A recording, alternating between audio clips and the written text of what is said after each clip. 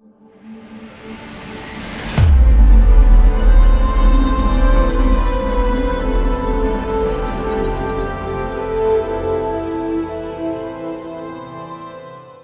the Lord. Praise the Lord. Hallelujah. Hallelujah. യേശുവേ നന്ദി, യേശുവേ സ്തുതി, യേശുവേ ആരാധന. പ്രിയപ്പെട്ട ദൈവജനമേ, ദാ അനുഗ്രഹത്തിന്റെ കാലഘട്ടത്തിൽ നമ്മൾ ഒരുമിച്ച് പ്രാർത്ഥിക്കുകയാണ്. ഈ ശുശ്രൂഷ പങ്കെടുക്കുന്ന ഓരോരുത്തരും വ്യത്യസ്തമായ നിയോഗങ്ങളോടുകൂടിയാണ് പങ്കെടുക്കുന്നത്. നമുക്കൊരു നിമിഷം കരങ്ങൾ കൂപ്പി കണ്ണടച്ച് നമ്മുടെ നിയോഗങ്ങൾ നമുക്ക് മനസ്സിലോർക്കാം. കർത്താവേ, ഇന്ന വിഷയത്തിൽ അങ്ങ് ഇടപെടണമേ.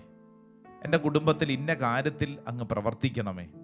ഈ നാളുകളിൽ ഭാരപ്പെടുത്തിക്കൊണ്ടിരിക്കുന്ന ഈ വിഷയത്തിൽ കർത്താവെ അങ്ങ് ഇടപെടണമേ.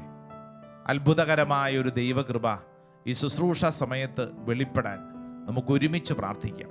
രണ്ട് കരങ്ങൾ സ്വർഗത്തിലേക്ക് ഉയർത്തിപ്പിടിച്ച് എൻ്റെ പ്രിയപ്പെട്ട ദൈവജനമെ വിശ്വസിച്ച് പ്രാർത്ഥിക്കുകയാണ്. ഈ ശുശ്രൂഷ സമയത്ത് കാണപ്പെടുന്ന ഒരു അത്ഭുതം, ഒരടയാളം ഈ അന്തരീക്ഷത്തിൽ വെളിപ്പെടാൻ വേണ്ടി, നീ ആയിരിക്കുന്നിടത്തേക്ക് ഇതാ കർത്താവിൻ്റെ ശക്തി വെളിപ്പെടാൻ വേണ്ടി കരങ്ങൾ ഉയർത്തിപ്പിടിച്ച് സ്വരമുയർത്തി ഒന്ന് സ്തുതിച്ചൊന്ന് പ്രാർത്ഥിക്കട്ടെ. ഹല്ലേലൂയാ, ഹല്ലേലൂയാ, ഹല്ലേലൂയാ. ഓ ദൈവത്തിൻ്റെ ആത്മാവേ, ഈ ശുശ്രൂഷ സമയത്ത് അത്ഭുതകരമായൊരു ദൈവശക്തി വെളിപ്പെടട്ടെ. എല്ലാ കെട്ടുകളും കർത്താവ് അഴിക്കട്ടെ. പൈശാചിക പീഡകൾ കർത്താവ് അഴിക്കട്ടെ. തടസ്സങ്ങൾ കർത്താവ് മാറ്റട്ടെ. മനസ്സിന് വലിയ സന്തോഷം പരിശുദ്ധാത്മാവ് നൽകട്ടെ. കൈയടിച്ച് പാടിക്കേ. ആമേൻ.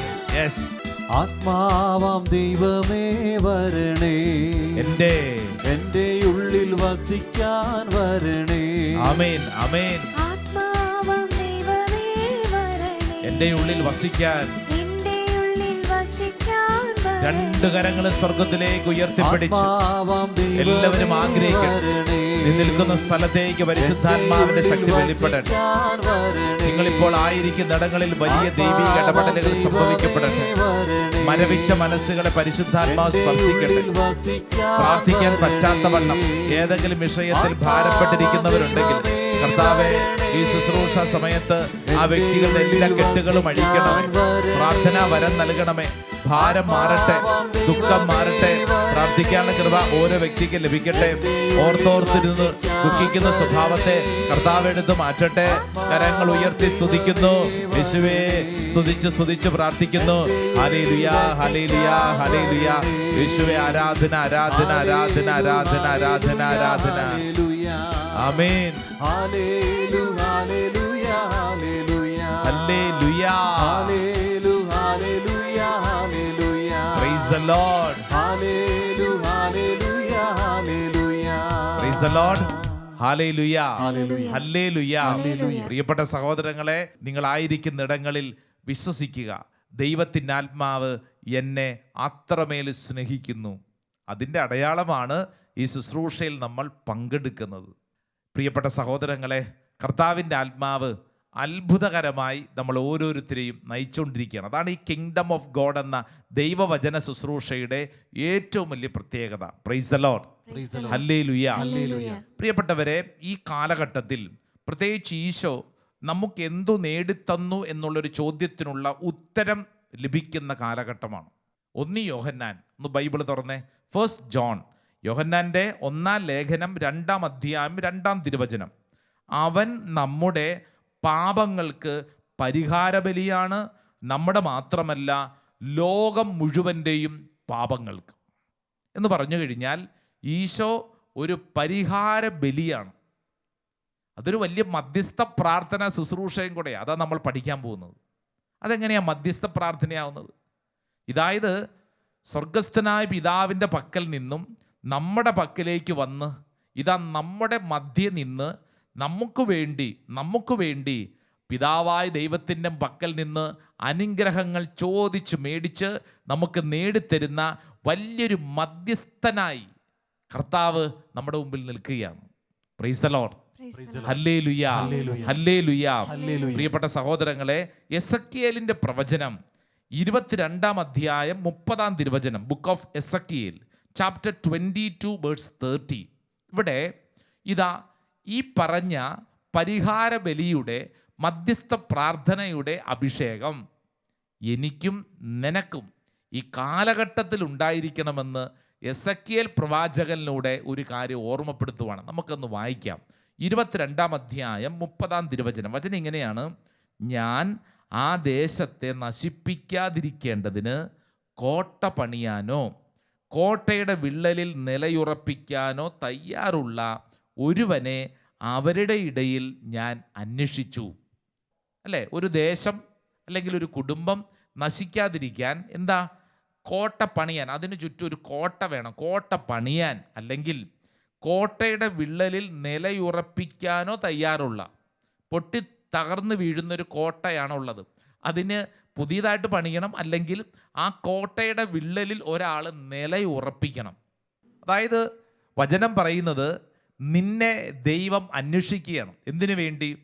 നിന്റെ കുടുംബത്തിന് വേണ്ടി, നിന്റെ ദേശത്തിന് വേണ്ടി മധ്യസ്ഥ പ്രാർത്ഥനയായി, ഒരു പരിഹാര ബലിയായി, ആ ദേശത്തിൻ്റെ സംരക്ഷണത്തിന് വേണ്ടി, കുടുംബത്തിൻ്റെ സംരക്ഷണത്തിന് വേണ്ടി നില ഉറപ്പിക്കാനുള്ള വലിയ ഒരു വിളി.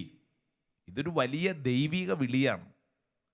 അതായത് പരിഹാരം ചെയ്ത് പ്രാർത്ഥിക്കാൻ. ഇത് കേട്ടുകൊണ്ടിരിക്കുന്ന ഓരോരുത്തരും ചിന്തിക്കണം, ധ്യാനിക്കണം. നമ്മുടെ ഒരു രീതി എന്ന് പറഞ്ഞാൽ നമ്മുടെ വീട്ടിലെ പ്രശ്നങ്ങൾക്ക് മറ്റുള്ളവരാണെന്നും പറഞ്ഞുകൊണ്ട് കുറ്റപ്പെടുന്നതല്ലേ നമ്മുടെ സ്വഭാവം. അവൻ കാരണമാണ്, ഇവള് കാരണമാണ്, എൻ്റെ അപ്പൻ അങ്ങനെ ആയതുകൊണ്ടാണ്, എൻ്റെ അമ്മ ഇങ്ങനെ ആയതുകൊണ്ടാണ്, എൻ്റെ വീട് ഇങ്ങനെ ആയതുകൊണ്ടാണ് ഞാൻ ഇങ്ങനെ ആയത്. കുറ്റപ്പെടുത്താനല്ല, മറിച്ച് നമുക്കൊരു ദൗത്യം. ഇത് വലിയൊരു വിളിയാണ്, മധ്യസ്ഥ പ്രാർത്ഥനയുടെ വിളി. ഇത് ഈശോ നമുക്ക് ഈ കാലഘട്ടത്തിൽ ധ്യാനിക്കണം, പ്രാർത്ഥിക്കണം, നമ്മൾ ചെയ്യണമെന്ന് പറഞ്ഞ് ഒരു ഉത്തരവാദിത്തം പോലെ ഏൽപ്പിക്കുകയാണ്. മറ്റുള്ളവർക്ക് വേണ്ടി പ്രാർത്ഥിക്കാൻ, കോട്ടയുടെ വിള്ളലിൽ നമ്മൾ നില ഉറപ്പിക്കാൻ കർത്താവ് എന്നെയാണ് തിരഞ്ഞെടുത്തിരിക്കുന്നതെന്ന്. ഓരോരുത്തരെയും കർത്താവ് തിരഞ്ഞെടുത്തിരിക്കുകയാണ്. ഈ ശുശ്രൂഷയിൽ പങ്കെടുക്കുന്ന ഓരോരുത്തരും ഉറപ്പിക്കണം, ഇത് എനിക്ക് കിട്ടിയിരിക്കുന്ന ഒരു വിളിയാണ്. കാരണം നമ്മളിപ്പോൾ ശ്രദ്ധിച്ചേ, നമ്മൾ ഈ ശാലോമിലെ ഈ ശുശ്രൂഷ ഇത് പങ്കെടുക്കുന്ന നമ്മൾ മാത്രമല്ലേ, നമ്മുടെ പലരും പങ്കെടുക്കുന്നില്ലല്ലോ. എന്തുകൊണ്ടാണ് അത് പങ്കെടുക്കാതെ? നമ്മളെയാണ് ദൈവം ഈ ശുശ്രൂഷയ്ക്ക് തിരഞ്ഞെടുത്തത്. ഈ ശുശ്രൂഷ പങ്കെടുക്കാൻ കർത്താവ് നിന്നെയാണ് നിയോഗിച്ചിരിക്കുന്നത്. അപ്പം നിന്നിലൂടെയാണ് ചില കാര്യങ്ങൾ സംഭവിക്കുന്നത്. വിശുദ്ധ ഗ്രന്ഥം വായിച്ചാൽ ഇങ്ങനെ ദൈവം ചിലരെ തിരഞ്ഞെടുത്തത് കൊണ്ടാണ് ഈ ജീവിത രീതികൾ മുമ്പോട്ട് ഇങ്ങനെ ഈ ലോകം പോകുന്നത്. ഇസ്രായേൽ ജനതയുടെ യാത്രയിലുടനീളം ഇങ്ങനെ ദൈവം ചില മനുഷ്യരെ തിരഞ്ഞെടുത്തത് കൊണ്ടാണ് ഇസ്രായേൽ ജനത ഈജിപ്തിൻ്റെ അടിമത്തത്തിൽ നിന്നും അവർ യാത്ര തിരിച്ച് കാനാനിലെത്തിയത്. എന്നുള്ളതുപോലെ ഈ ശുശ്രൂഷയിൽ പങ്കെടുക്കുന്ന ഓരോരുത്തരും നമ്മളൊരു യാത്രയിലാണല്ലോ. നമ്മുടെ കുടുംബത്തിൽ സമാധാനം വേണോ എങ്കിൽ നമ്മളും ഈശോ ചെയ്തതുപോലെ ഒരു പരിഹാര ബലിയായി, ഒരു മധ്യസ്ഥ പ്രാർത്ഥനയായി നമ്മളും നിലകൊള്ളണം. വിശുദ്ധ ഗ്രന്ഥത്തിലെ 1-2 ഉദാഹരണം ഒന്ന് പഠിച്ചാലോ? അബ്രാഹത്തെക്കുറിച്ച് വായിക്കാം. ഉൽപ്പത്തിയുടെ പുസ്തകം 18-ാം അധ്യായം, ബുക്ക് ഓഫ് ജെനസിസ് ചാപ്റ്റർ 18, 18-ാം അധ്യായം 22 മുതൽ ഇതാ സോദോം ഗൊമോറ എന്ന് പറയുന്ന ദേശത്തിനു വേണ്ടി മധ്യസ്ഥ പ്രാർത്ഥന നടത്തുന്ന, പരിഹാരം ചെയ്താൻ പ്രാർത്ഥിക്കാൻ തയ്യാറുള്ള അബ്രാഹത്തെയാണ് കാണുന്നത്. നിങ്ങളിപ്പോൾ വായിക്കുമ്പോൾ 18-ാം അധ്യായം 22-ാം തിരുവചനം ഒന്ന് ശ്രദ്ധയോടെ വായിക്കണേ. Chapter 18 verse 22. അവർ അവിടെ നിന്ന് സോദോമിന് നേരെ നടന്നു. അബ്രാഹം അപ്പോഴും കർത്താവിൻ്റെ മുമ്പിൽ തന്നെ നിന്നു.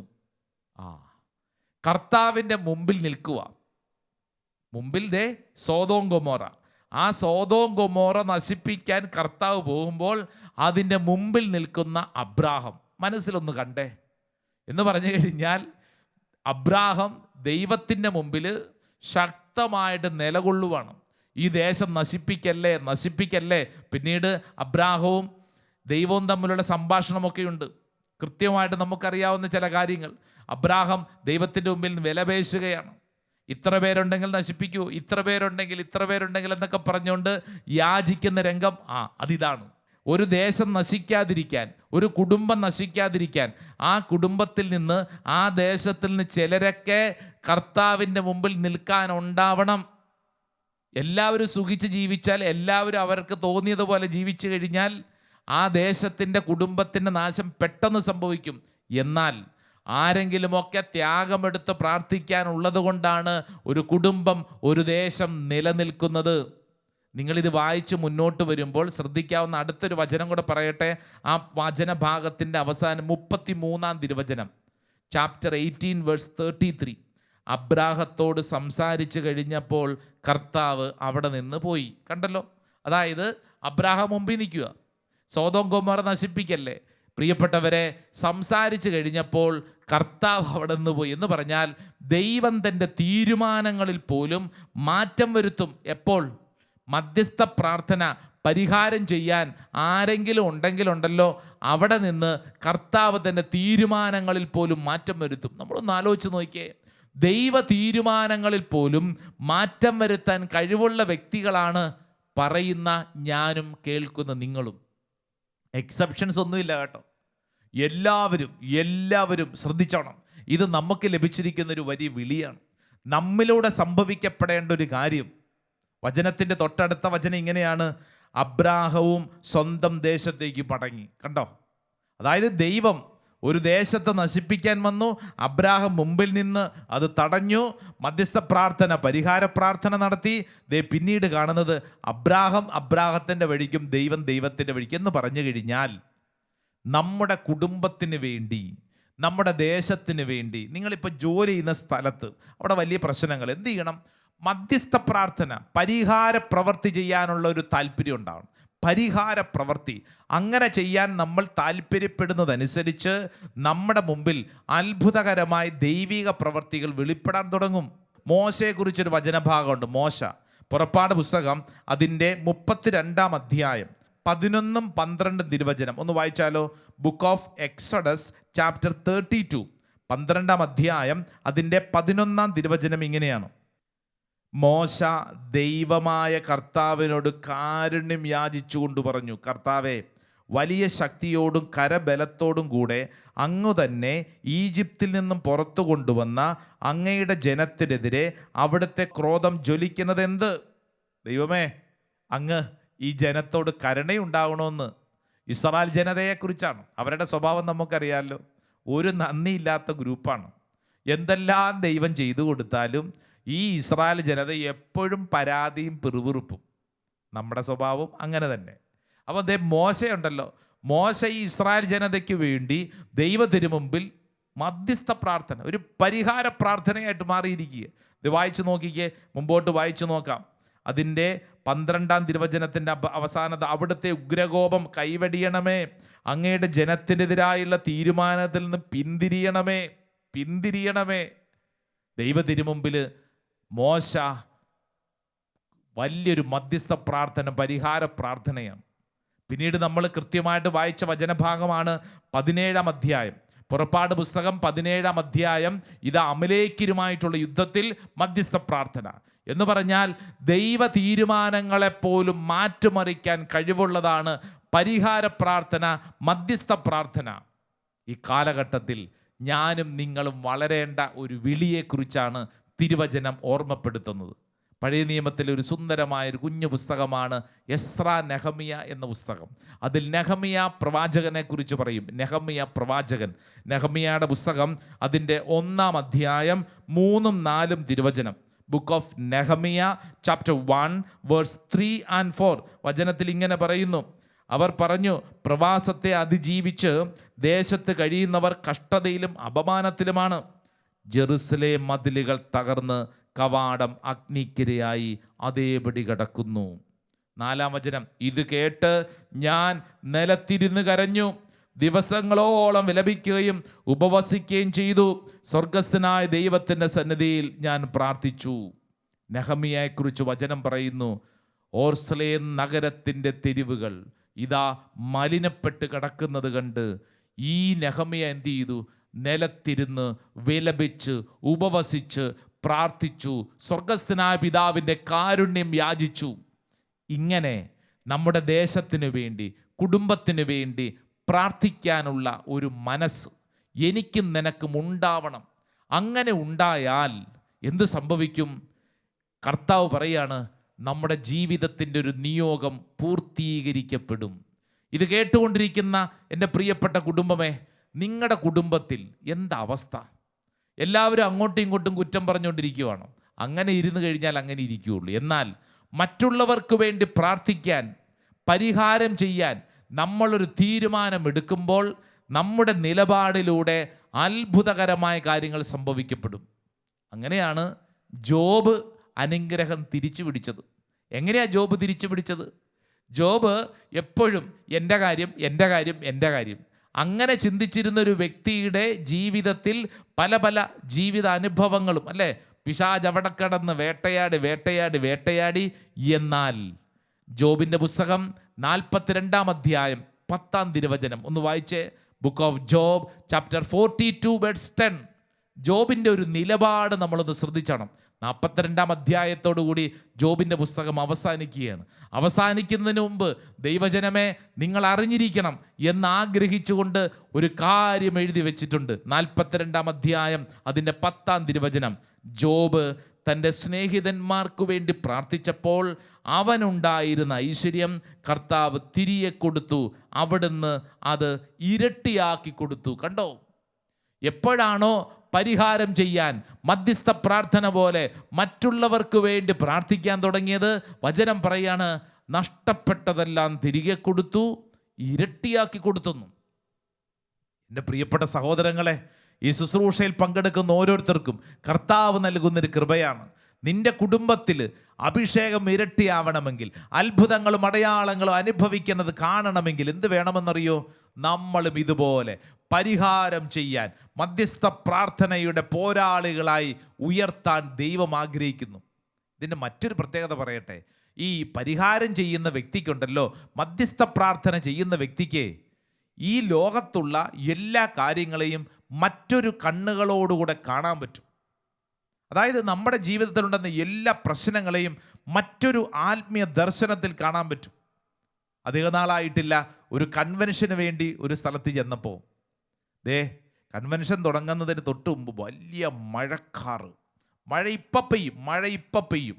ഉടനെ തന്നെ ഞാൻ കണ്ട കാഴ്ച, കുറച്ച് സംഘാടകർ ആ സ്റ്റേജിൻ്റെ മുമ്പിൽ വന്നിരുന്നുകൊണ്ട് അവർ ഈ പ്രകൃതിയെ നോക്കിക്കൊണ്ട്, ചുറ്റുവട്ടത്തെ നോക്കിക്കൊണ്ട്, അല്ലെങ്കിൽ ഈ സമയത്ത് കൺവെൻഷൻ നടത്തേണ്ട കാര്യമില്ലായിരുന്നു, ഇതെന്തൊരു കാലഘട്ടമാണ്, ഇത് കൺവെൻഷൻ നടത്താൻ തീരുമാനിച്ച അച്ഛനെ ശരിയാക്കണം, അങ്ങനെ ശരിയാക്കണം, ഇതെന്തൊരു സമയമാണ്, ഈ മഴ കാരണം കൺവെൻഷൻ നടക്കത്തില്ല. അവരിങ്ങനെ പ്രാഗി പിറുപിറുത്തിരിക്കുന്നു. മൊത്തം നെഗറ്റീവ്, ഡാർക്ക് എന്നൊക്കെ പറയത്തില്ല, മൊത്തം ഡാർക്ക് സീൻ. ഈ ഇടയ്ക്ക് ആ സമയത്ത് ഞാൻ കണ്ടൊരു കാഴ്ച പറയട്ടെ.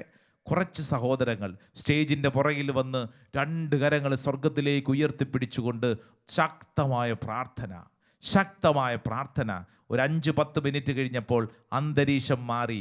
ഈ അന്തരീക്ഷം എങ്ങനെയാണ് മാറിയത്? സ്റ്റേജിൻ്റെ മുൻവശത്ത് നിന്നുകൊണ്ട് പെറുപെറുത്ത് നിന്നവരുടെ സംസാരം കൊണ്ടല്ലെന്ന്, മറിച്ച് സ്റ്റേജിൻ്റെ പുറകിലിരുന്നു കൊണ്ട് കണ്ണുനീരോടെ ദൈവജനത്തിന് വേണ്ടി പ്രാർത്ഥിച്ച, ഈ ദേശത്തിന് വേണ്ടി പ്രാർത്ഥിച്ച ഒരു പറ്റം മനുഷ്യരുടെ കണ്ണുനീര് നിറഞ്ഞ പരിഹാര പ്രവൃത്തിയിലൂടെയാണ്. എൻ്റെ പ്രിയരെ, ഈ കാലഘട്ടത്തിൽ ഈശോ എന്നെയും നിന്നെയും ക്ഷണിക്കുന്നത് ഈ വലിയൊരു കൃപയ്ക്ക് വേണ്ടിയിട്ടാണ്. അവൻ നമ്മുടെ പാപങ്ങൾക്ക് പരിഹാര ബലിയാണ്. എൻ്റെ മാത്രമല്ല, ലോകം മുഴുവൻ്റെയും എന്ന് വചനം വായിച്ച് പ്രാർത്ഥിക്കുമ്പോൾ ഈ കാലഘട്ടത്തിൽ നമ്മൾ എടുക്കേണ്ടത് മറ്റുള്ളവർക്ക് വേണ്ടി പരിഹാര ബലിയാവാൻ, ത്യാഗമെടുത്ത് പ്രാർത്ഥിക്കാൻ. സാധാരണക്കാർ കാണുന്നതിനപ്പുറം മധ്യസ്ഥ പ്രാർത്ഥനക്കാരൻ്റെ കണ്ണുകൾക്ക് ഒരു വ്യത്യസ്തതയുണ്ടാകും. അവൻ സ്വർഗത്തിലേക്ക് നോക്കും. നമുക്ക് നോക്കാം. ദൈവമേ, ഞങ്ങളുടെ കുടുംബത്തിന് വേണ്ടി പരിഹാരം ചെയ്യാൻ, പ്രാർത്ഥിക്കാൻ കർത്താവെ എന്നെ വിളിച്ചതിന് നന്ദി പറഞ്ഞ് പ്രാർത്ഥിക്കുന്നു. തുടർന്നുള്ള ആരാധന സമയം നമുക്കത് ഒരുമിച്ച് പ്രാർത്ഥിക്കാം. കർത്താവിൻ്റെ അതിശക്തമായ കൃപ നമുക്ക് അനുഭവിക്കാം. ആമേൻ.